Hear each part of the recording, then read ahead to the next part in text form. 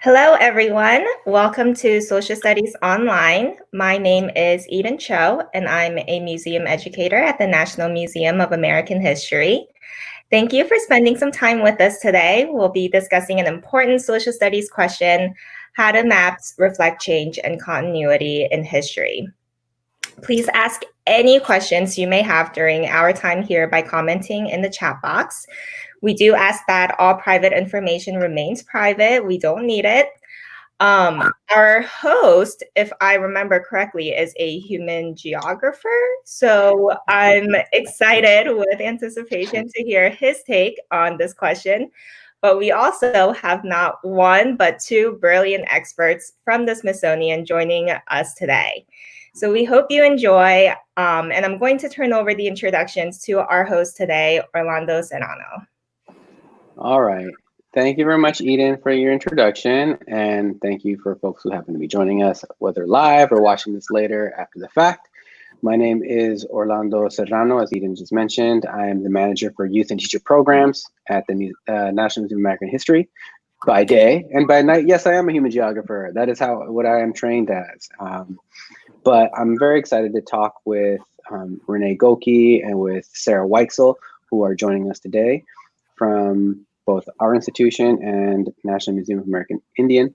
And I would like to give them each some time to introduce themselves to us and to you today. So please, Renee and Sarah, let us know a little bit about your institution, what you do there, and what some of the programs are that you're working on right now.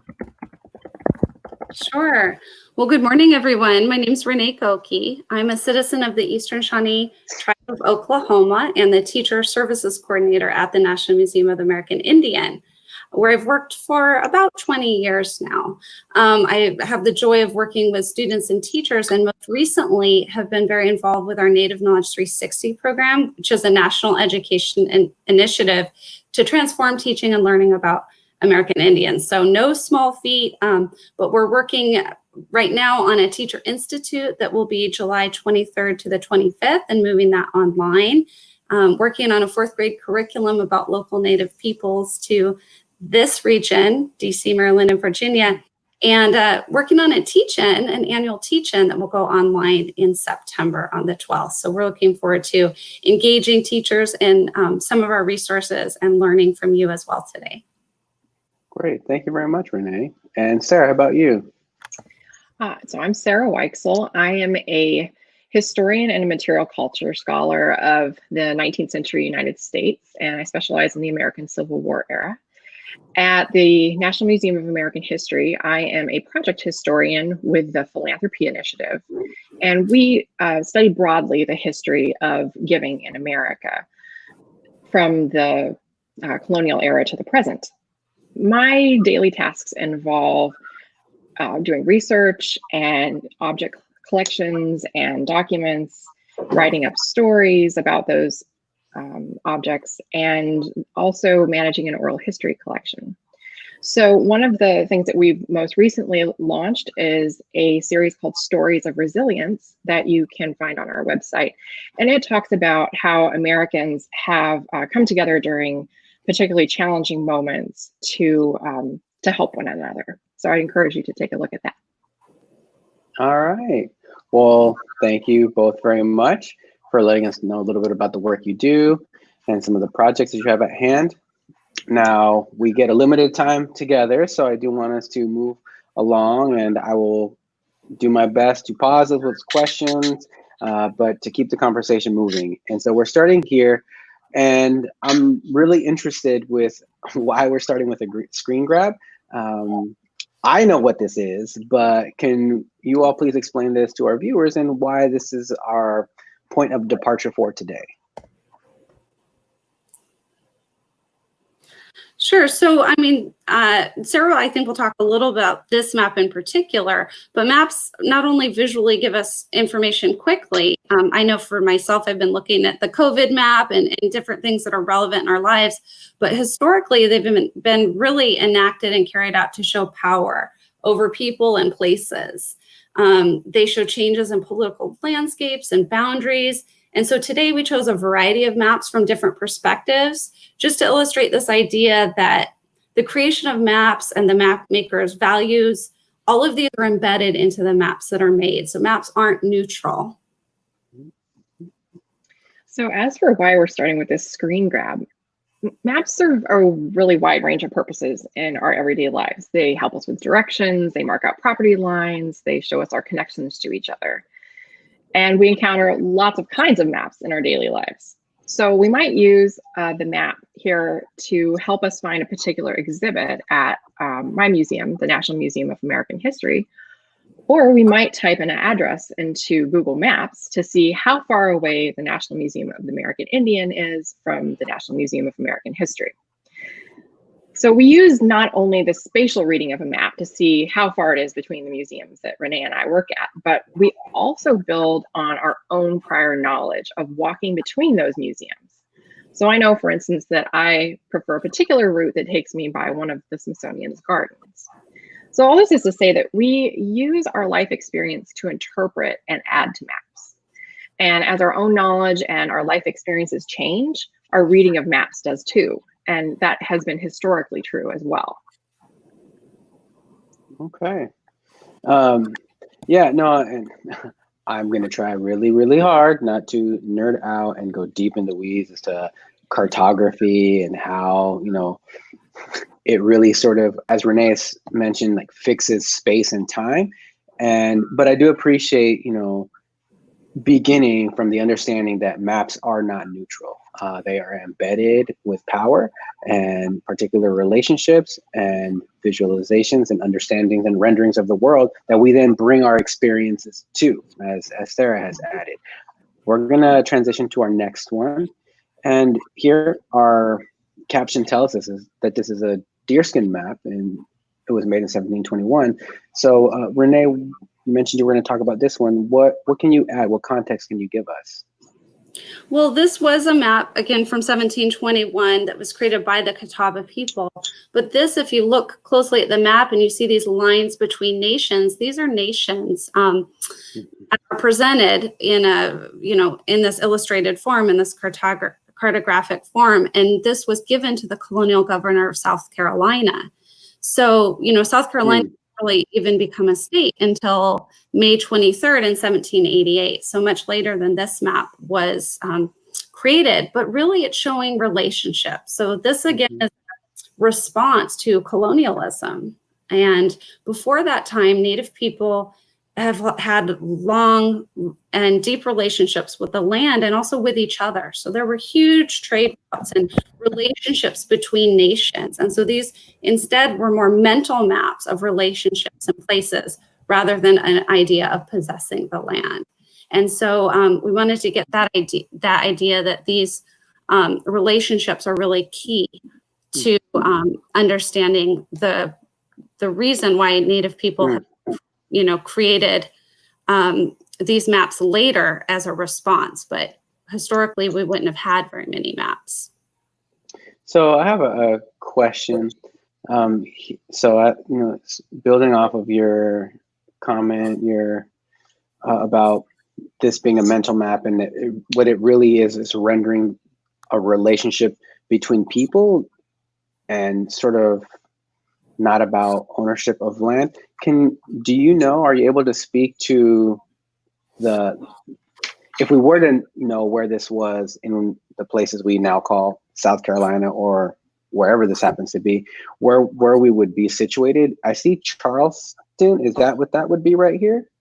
Yeah, we see Charleston there, and I actually hadn't yet figured out the orientation of this map, but I did notice that the Cherokees, you know, here, so this is to the north, and I believe this is, you know, more of the northwest area of what was then the South Carolina region, and we have Chickasaws here and some other communities that were you know, related to other and some larger tribes as well. One last question, and I promise we'll keep going. The lines between the different tribes and communities, what do those represent? Are those roads or are they relationships? Because that, you know, if we're thinking about these as relationship maps, that could be very different.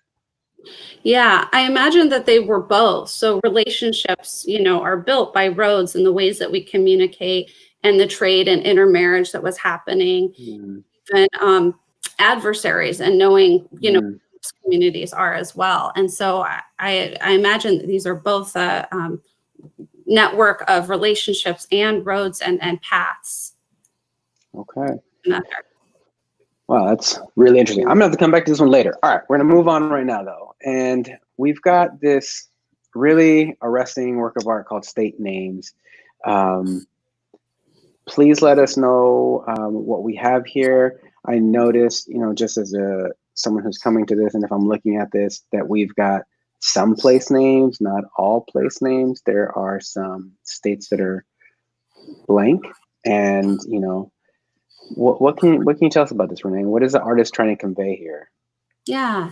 So this work is called State Names, and it was done in 2000 by Jean Quick-to-See Smith, who is a Salish artist from Montana. And she very clearly talks about the role of maps in telling stories and also the role of our work. So the reason that we selected this piece today is because it really provides an entry point for conversation, being an art piece.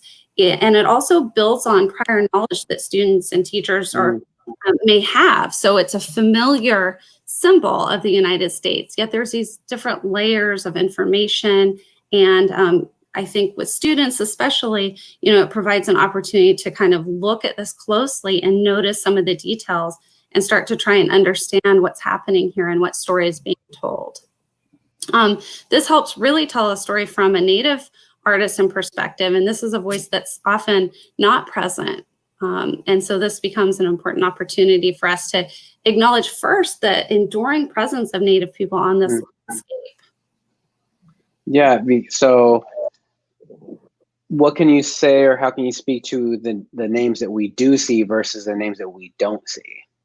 Right. In terms of building off of how this is a Native perspective. Yeah.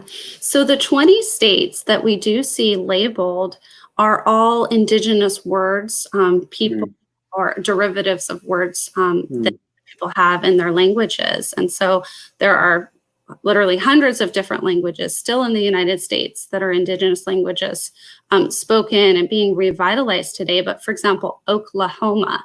Okla means red and Homa means people in the Choctaw language, so red people. So that was a place, a word that was applied to what was once Indian territory. Utah, for example, it's referencing Ute people. We look closely, I mean, there's some other things that we see. We see Kansas, this is the Kaw Nation. They were called by other people, the Kansa. They call themselves the Kaw Nation. But what are some of the other things that we kind of see in terms of borders here? Well, Renee, that's a great question. And it's quite, something I'd like to know. I have my rendering or how I imagine this. But the borders are there in terms of, we definitely see the gridding of Wyoming, the gridding of Utah, and all these borders and whatnot, but the paint is dripping through each of the borders.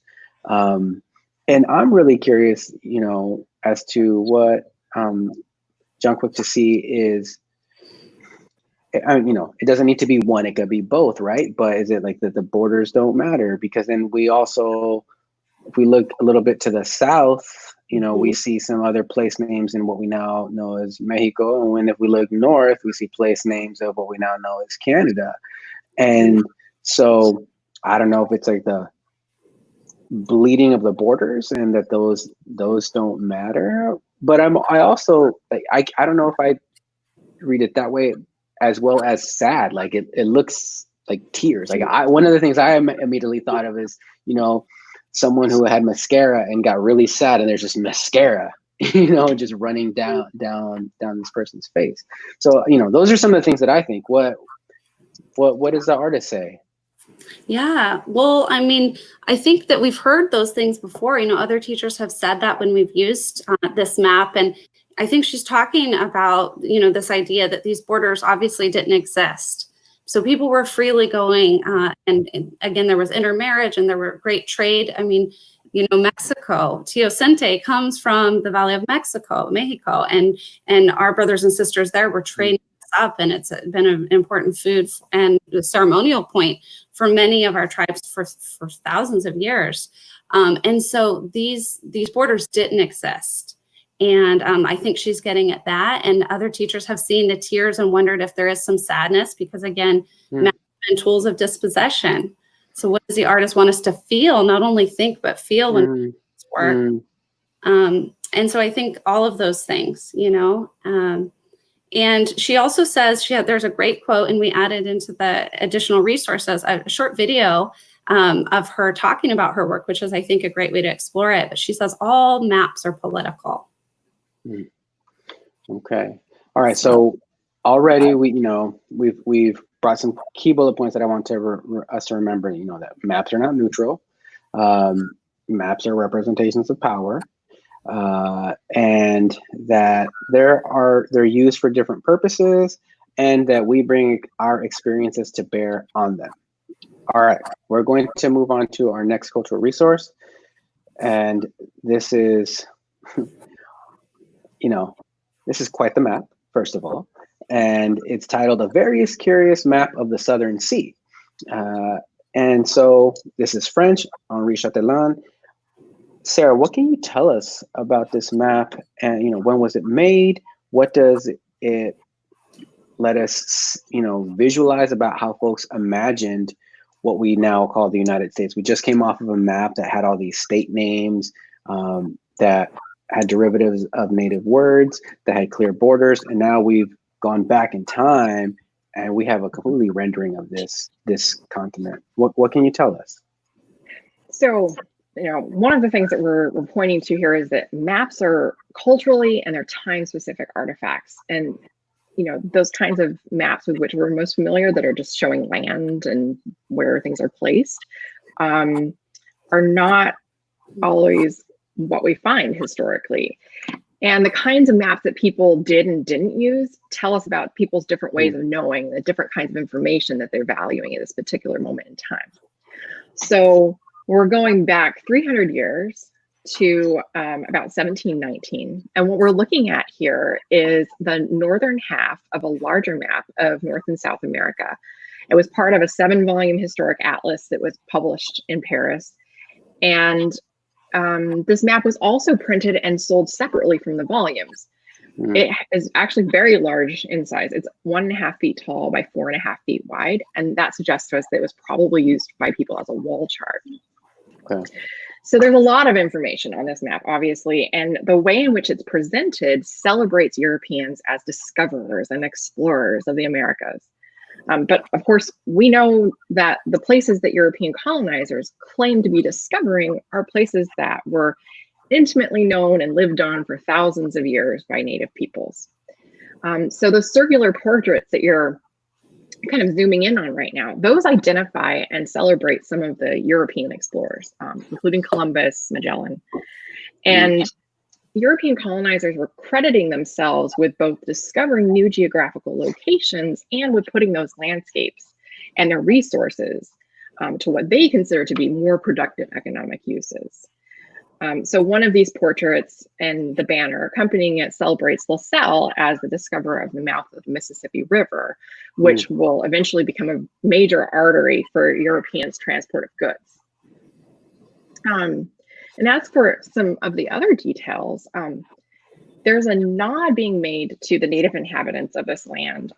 The map actually shows locations of the Abenaki and Iroquois, the Algonquin tribes. And in the oceans, you will have noticed that there were lines with ships along them, and those are voyage routes of discovery. And a fun fact is that California is shown as an island, but the description notes that modern European thinking is that it's probably not an island.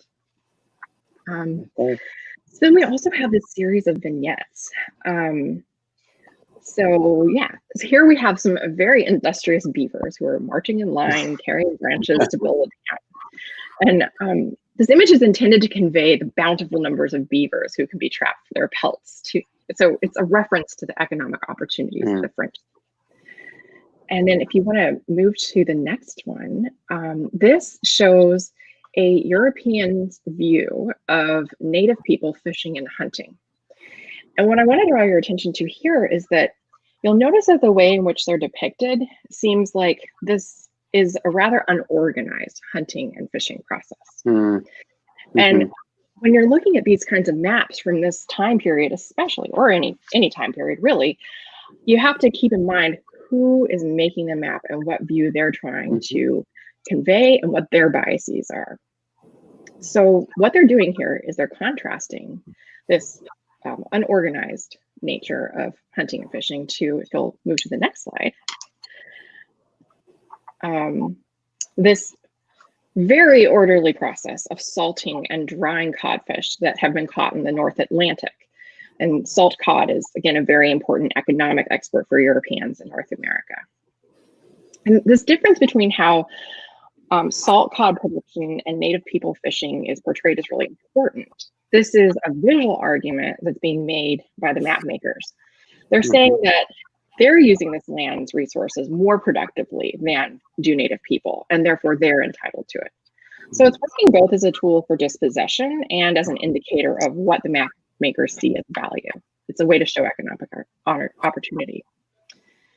And then this map, so it's showing both physical locations and proximity between places, but it's also visualizing natural resources and economies. So salt cod and beaver pelts are important exports from French colonized North America. So what we're seeing here in this map that is printed in French are the economies that were important to the French. And as Europeans' efforts to take advantage of those resources, the fertile land for farming, the cod fishing, the beaver trapping, that's all part of what's driving the displacement of native peoples. So as European presence grows in North America, we see a larger scale plantation economy for tobacco and cotton emerging in what's now the US, as well as the importation of people, of enslaved African labor force to mine this land for the resources for a profit. Okay. Thank you, Marissa. That's again, maps are not neutral, folks. They present another bullet point to add is that they are a representation of a particular time and particular power relationship. You know, we see this all the time. You know, I went to my parents' house and they had a map from that. I was always into maps, and this was like from junior high. I had it up in my room and I found it, and it showed Europe, and I was like, oh, none of these countries exist anymore, right? So, you know, that's again going back to what Sarah's pointing out, that very specific time and very specific set of power relationships. All right, we're going to take a quick moment to pause before we jump into our last 10 minutes together. Eden, do we have any questions that you can bring to our attention? We do. That sort of goes back to the point that you've all been discussing. We have a question from Joan who asks, what if maps just show how the land has changed in different areas? Like topography, like topographic maps? Do you all have any thoughts on that? Well, one of the things that those maps show, topographic maps, is they show people's increasing knowledge of the land and of map making technologies. So that is one question that we might use to get at this, the larger technological developments, especially in the 19th century, that are allowing for surveying and producing maps that are very geographically oriented. And can also be a bit fun to compare maps as we know them today and maps from the 1600s, because the geography, much like the island of California, is really interesting. Okay. Well, yeah, and then we also should ask a question, you know, in addition to, you know, noting the technological advances, like why has the land changed, right? I mean, you know, the hills of a particular place that have been strip mined, and now we have that also leads to a very different kind of topography. So if we ask why has the land changed, we might get some very interesting answers. All right, let's turn to our next cultural resource. Now there are multiple. If we zoom in this on this a little bit, we see multiple different place names throughout this region here and along the Mississippi River. But then we have Indian Territory in bold and in italics, later Oklahoma. What do we have here, folks? What can we learn about this map and through this map? So this is a map that shows the removal of 20 different tribes under a Jacksonian policy of the Indian Removal Act of 1830. But, you know, I think it's really broadens our understanding of how many tribes were removed just very quickly and visually. So this is part of our Native Knowledge 360 removal lesson. And what it does is it expands, you know, the narrative, because so often I think, at least when I was taught, and I don't know about anybody listening, but, you know, I was first taught in elementary school, later elementary school, about Indian removal under Jackson. And, you know, usually it's that you hear about the Cherokee, for example. And so, you know, then maybe some people also heard about the, quote, 5 civilized tribes, which would be the Chickasaw, Cherokee, Choctaw, Creek or Muskogee, and Seminole people. And they were called civilized at the time because they adopted the farming techniques of the Americans around them, moving towards more monoculture rather than companion planting and things like that. They were literate at the time in the 1830s. The Cherokees have the Phoenix newspaper, so they have this bilingual newspaper in the Cherokee language as well as in English.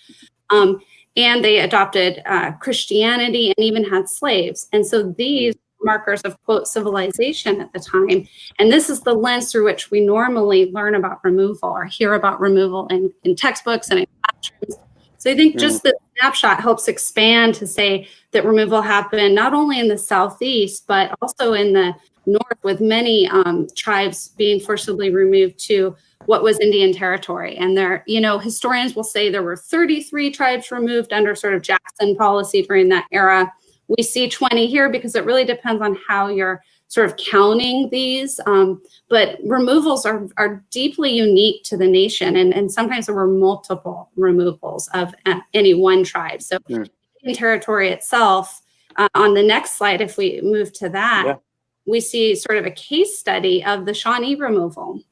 And this removal was, you know, under Chief Blackhoof or Katakahasa in the Shawnee language. And he was a formidable leader, but his real strategy against removal was, let's just adopt these practices of the people around us with farming and so forth. We have our reservation here, you know, let's just try and blend in. And that was really his strategy. But you can see that nonetheless, the Shawnee were removed first to Kansas, which was in territory at the time, and later when it became a state, the Shawnee and other tribes were removed again to, quote unquote, Indian Territory or Oklahoma. And what's interesting about them is you'll notice that they, this band of Shawnee actually were removed onto Cherokee land. So even though they, you know, had a reservation, were forcibly removed, and then forcibly removed again, they arrived in Oklahoma, and it's the Cherokees are already there. So they lived with Cherokee for a while, and then finally in 2000 are federally recognized and have their own land base and are one of 3 federally recognized Shawnee tribes today in Oklahoma. So, you know, these removals are very unique, and these experiences, we try through these lessons to really show the agency that Native leaders had, strategies they used as diplomats of their people to avoid removal and to show a fuller picture. And here we see a picture of Katakahasa or Blackhoof. Yeah, Renee, can you read that quote that sort of gets at some of his thinking? Yeah, he says in 1831 to John Johnston, who was the American agent at the time to the Shawnees, he says, "We know wherever we may go, your people will follow, and we will be forced to remove again and again, and finally arrive at the sea or the other side of the great island, meaning the Pacific Ocean. They would be compelled to jump off and perish. There would be no more any room left for the poor Indian." So it's a powerful quote that we use as a primary source in the lesson. Well, you know, and I want to, you know, before we start winding down, we've got a couple more maps to look at. And as we transition to these last cultural resources, remind folks of where, what we're looking at. Renee just reminded us that oftentimes we focus on these lands right here, where the 5 tribes that are usually focused on got moved. But we learned that there are several more who lived in this region who were also moved. But Sarah, what are we looking at here, and what do we learn by juxtaposing these 2 maps side by side? So I wanted to look at these 2 maps together because they help us to understand what is driving the removal of Native peoples from areas of what's now considered the American South. And that's the expansion of slavery and cotton cultivation. So the map that you're zoomed in on now shows the Chickasaw, Choctaw, Cherokee, Creek, and Seminole tribes who were forcibly removed in the 1830s. And then the map at the bottom is one that was made in 1861. And it shows the enslaved population of the South based on the 1860 census. So it's divided into counties, and the shading corresponds to this percent of the population that is enslaved in that county. So the darker the shading, the greater the enslaved population. And by placing these maps together, one of the things that you can see is that some of the most highly concentrated areas of enslavement right along the Mississippi River corresponds roughly to the areas where the Chickasaw and the Choctaw lived. These were areas that were great for cotton farming, and they also offered a major transportation route for getting that cotton down to New Orleans, where it could then be shipped across the Atlantic. But there's also some continuities that these maps show, which is that people were enslaved in these areas before Indian removal, including by the Choctaw and the Creek, the Chickasaw, and the Cherokee. But Indian removal is not the only forced migration that's happening here.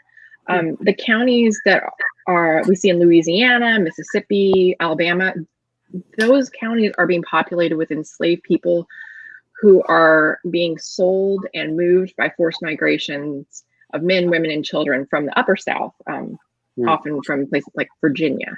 So there's multiple removals and migrations that we're looking at here. Yeah, and here we have the delta that you alerted us to earlier, that LaSalle took credit for as being very, very important during his time, and then clearly during the growth and expansion of the slave trade within the United States. What else? Is there anything else that you would like to add as we look at this resource here, and then the next one that has some close-ups? Yeah, so I want to be clear that what we're asking these questions because I chose to place a map of Indian removal alongside a map of enslavement. But when this 1861 map was produced, that was not how people would have been talking about it for the most part. When this map was made, people were talking about secession, they were talking about the Confederacy, and they were talking about the Civil War. So this map was a political tool, a way to visualize the enslaved population of the South. And here I'd point everyone to the research of Susan Chilton that we've included in the resources at the end. Some of the things that people reading this map for were the lighter spaces within some of the states that had seceded. Those were possible pockets of unionist sentiment and something that they might be able to tap into. And then the darker spaces, well, those were areas where the Union Army might go and hurt the South economically. This was actually one of Abraham Lincoln's favorite maps for thinking strategically about the war. And one thing if you want to go to the next slide, just as here's some of the details from the map of bits and pieces of words. There's, depending on what you would like to focus on in the map, you can spin out in a variety of research topics. You can look into more about census records. You can look more into the way in which maps are produced during this time, or as I have done, you can look at why this map was sold for the benefit of sick and wounded soldiers. So this was a fundraising map, and you can see advertisements for maps and a related map like this that are saying like you can understand slavery and the need for abolition. You can also, by purchasing it, help those Union soldiers who are fighting for the nation. Wow. So one of the original fundraising tools, right? Like if you donate this amount of money, you get this map. Yeah, absolutely. Okay. And if you dig a little deeper, you'll find that the person who was on the U.S. Coastal Survey that enabled this map to be produced, Alexander Bash, he was actually one of the people involved with the U.S. Sanitary Commission, which adopts this language of the sick and wounded soldier and is attempting to help those soldiers during the Civil War. Okay. All right. Well, folks, we are at our time together, but I do want to give an opportunity for a last call for questions. Eden, do we have any that we missed along the way that we can address as we head on out of our time together? We do. We have a long one, so brace yourselves. We have a question. Here is some background information. Usually maps such as the one showing Indian Territory are drawn up by colonizers for colonies. However, the year in one of these maps showed 1869. That is after the US got its freedom from the British. So does it imply that these maps were drawn by the free independent government of the US? If so, why would a country show its own tribal populations their true legacy? If so, why would a country show its own tribal populations not honoring their true legacy?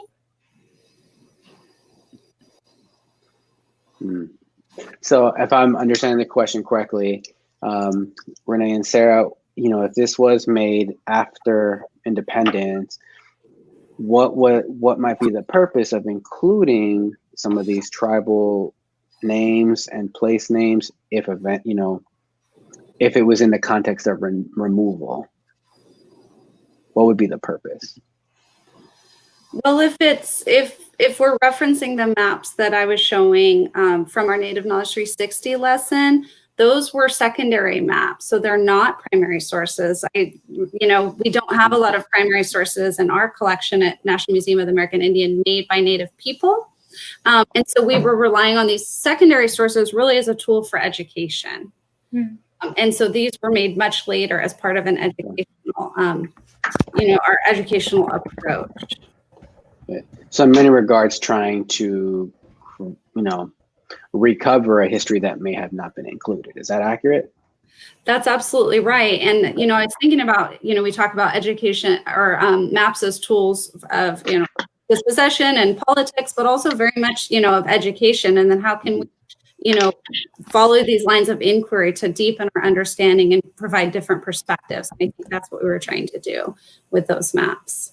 Okay. All right, folks. I do want to let everyone know that we do have additional resources available to you if you are more interested in maps and cartography and topography potentially. The links to those are going to be in this Learning Lab that will be living in our comments. So you can come back to this video, click on the Learning Lab collection. Everything that we looked at today will be available to you, including this tile with these links to more information. And we have an additional map here that we added that is from the Library of Congress that you are also free to look at your own pace and time. And again, this is going to live, it will be archived in our comments. This will be the URL if you want to come back and see the video alongside the collection as you peruse them. And lastly, I do want to encourage you to join us next week when we will address this topic. Do technological advances change history? All right. Thank you, Renee. Thank you, Sarah, for joining us today. And thank you, Eden. Anything that we should keep in mind as we head on out for today? Just as a reminder, we are here every Thursday at 11 a.m. Eastern Time. If you're an English language learner or learning Spanish as an additional language, please join us at noon Eastern Time for a conversation of the same question in Spanish. If you stick around in about 20 minutes, Orlando will be back, actually. He is pulling double duty today, and he will be our map expert for the Spanish version today. We Map are expert, not Spanish expert. Very important distinction.